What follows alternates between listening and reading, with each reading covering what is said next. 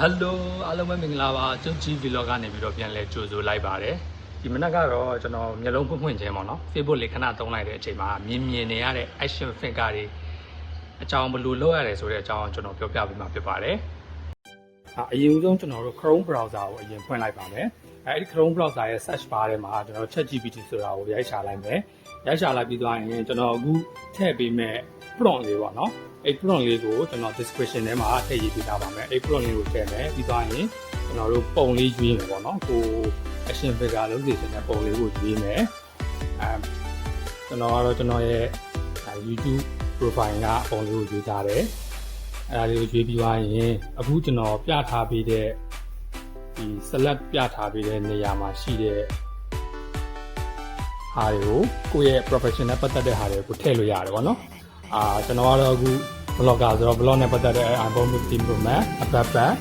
height ရယ် tripod ရယ် power bank ရယ်tablet ရယ်ဆိုပြီးတော့ကျွန်တော်ထည့်ထားပေးတယ်ပြီးသွားရင်အခုကျွန်တော်ဒီကာစာပြထားတဲ့နေရာလေးပေါ့နော်ကာစာပြထားတဲ့နေရာဒီတို့ကြီး blogger နဲ့ Anani Travel Edition ဆိုတဲ့နေရာမှာတို့ကြီး blogger နေရာမှာနာမည်ရေးလို့ရတယ်ပြီးသွားရင် Anani မှာကိုယ့်ရဲ့ profession တစ်ခုခုပေါ့ကိုရေးလို့ရပါတယ်အဲဒီနားလေးမှာပေါ့နော်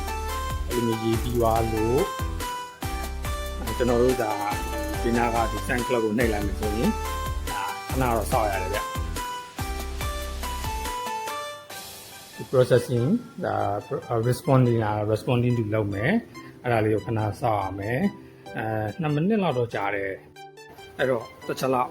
စောင့်ကြည့်လိုက်ရအောင်ပါ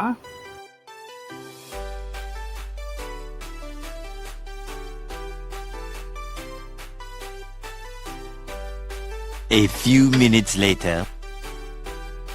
အဲ့တော့2မိနစ်လောက်စောင့်ပြီးတဲ့အခါမှာကျွန်တော်တောင်းလိုက်တဲ့ action figure ပုံလေးရလာပြီပေါ့နော်အဲ့တော့အလယ်မှာကျတော့ကျွန်တော်ပေးထားတဲ့ photo တွေကကျွန်တော်ပုံဘေးနားမှာကျတော့ iPhone power bank tablet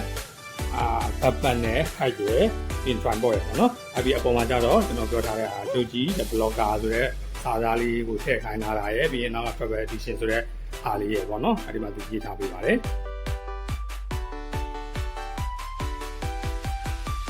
အဲ့လိုမျိုးပုံလေးရပြီဆိုရင်ဒါဒီပေးထားတဲ့ပုံရဲ့အပေါ်နားလေးမှာရှိတဲ့ download ဆိုတဲ့ clip လေးကိုနှိပ်လိုက်မယ်ဆိုရင်ဒါဒီပုံလေးကဖုန်းထဲမှာသိပြီးသားဖြစ်သွားမှာဖြစ်ပါတယ်။အဲဒီတော့အားလုံးပဲအပြင်းပြေလေးလိုက်လို့ရအောင်ကျွန်တော်ဒီဗီဒီယိုလေးကိုတင်ပေးလိုက်တာဖြစ်ပါတယ်။ဗီဒီယိုအဆုံးထိကြည့်ပေးခဲ့တဲ့အတွက်ကျေးဇူးအများကြီးတင်ပါတယ်။ကျွန်တော်သူကြီးပါ။